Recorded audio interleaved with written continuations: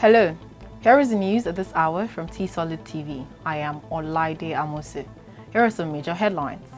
MAKINDE'S ally, ADELEKE, beaten at PDP National Secretariat. And NCDC asks health workers to be alert as flights resume.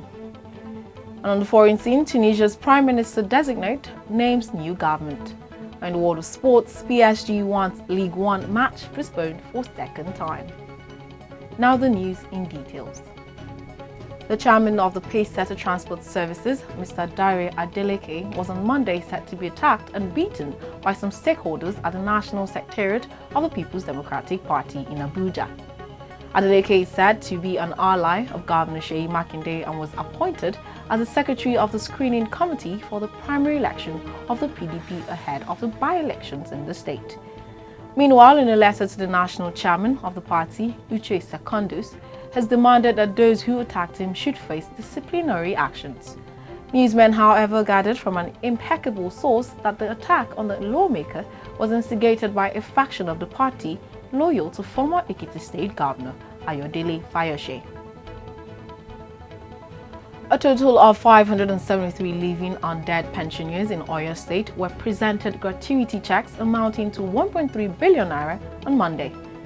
The beneficiaries include 449 pensioners living, and next of kin of 124 dead pensioners were drawn from primary school teachers that retired in 2011 and 2012, also from local government workers that exited service in 2014. Chairman Local Government Staff Pension Board, Mr. Remi Ayodele, who handed over the checks at State Secretariat Ibadan, charged the beneficiaries to make judicious use of the funds, stating that Governor Seyi Makinde's led government was irresolute in making payment of pensions and gratuities a priority. However, the Permanent Secretary, Local Government Staff Pension Board, Mr. Bayo Titilola Sodo, also said in a statement that the Makinde administration is not only serving workers and pensioners, but the general public at large.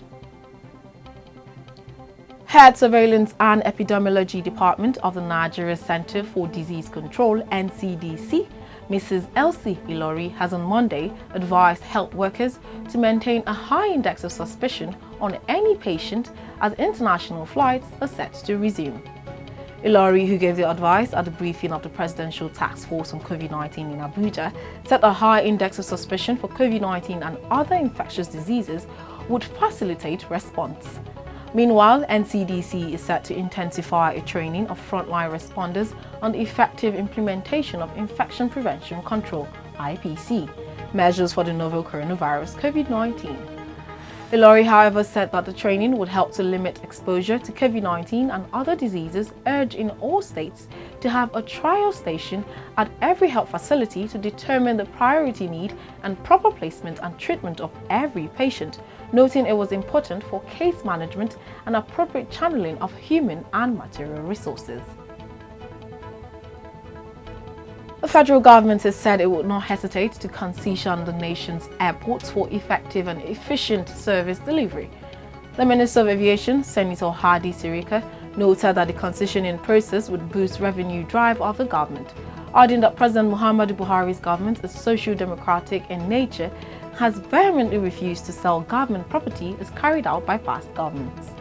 Sirika, who spoke while presenting the agency's projections on the medium-term expenditure framework for 2021 to 2023 before the Senate Joint Committee on Finance and National Planning stakeholders on the details of the 2021 and 2023 medium-term expenditure framework (MTEF) and fiscal strategy paper (FSP) forwarded last month by President Muhammadu Buhari. Said the aviation sector was a service-oriented one led by Senator Olamilekun Adeola. However, the minister warned that with the COVID-19 pandemic that has affected all globally, Nigeria would up to till the first quarter of 2022 continue to witness sharp decline in the number of passengers, stating that the aviation sector needed fund to carry out its activities if the government could not fund the industry because of the challenge of income.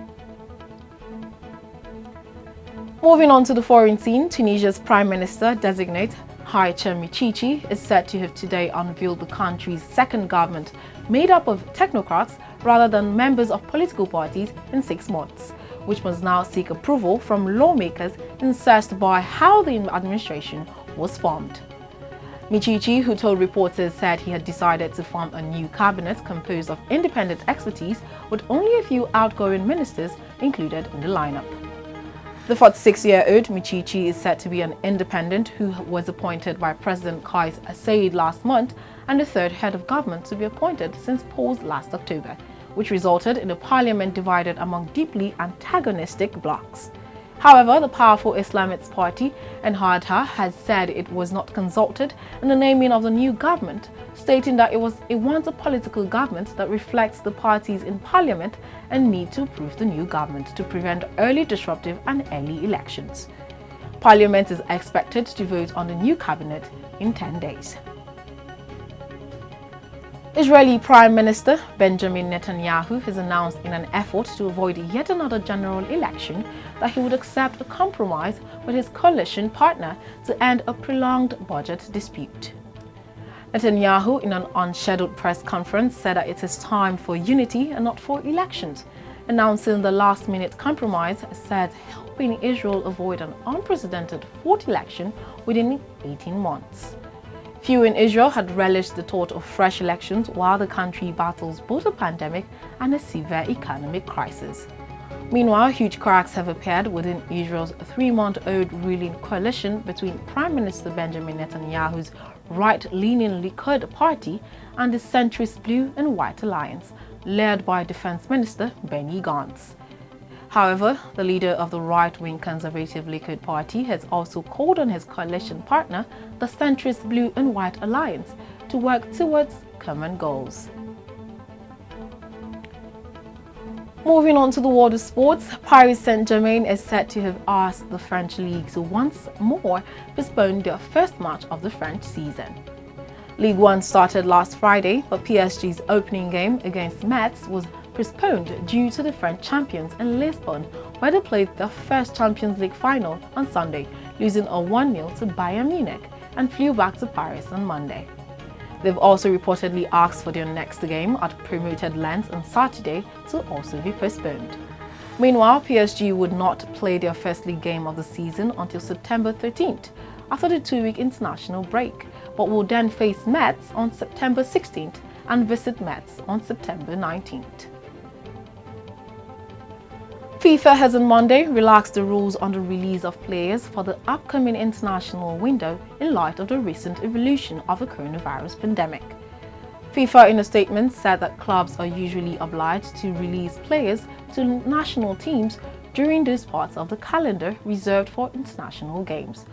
But due to a mandatory quarantine in the country where the club is based and where the international would take place, also travel restrictions between the two locations, and there are no specific exemptions for the players, stating that quarantine rules in many countries will make travel impractical. However, the ruling is set to apply to the men's international window from August 31st to September 8th, and the women's window from September 14th to September 22. FIFA had already decided that internationals in those slots could only take place in Europe. And with that, we've come to the end of the news, a recap of the headlines. MAKINDE'S ally, ADELEKE, beaten at PDP National Secretariat. And NCDC asks health workers to be at alert as flights resume. And on the foreign scene, Tunisia's Prime Minister-Designate names new government. In the world of sports, PSG won Ligue 1 match postponed for second time. Please do not forget to always adhere to COVID-19 safety measures.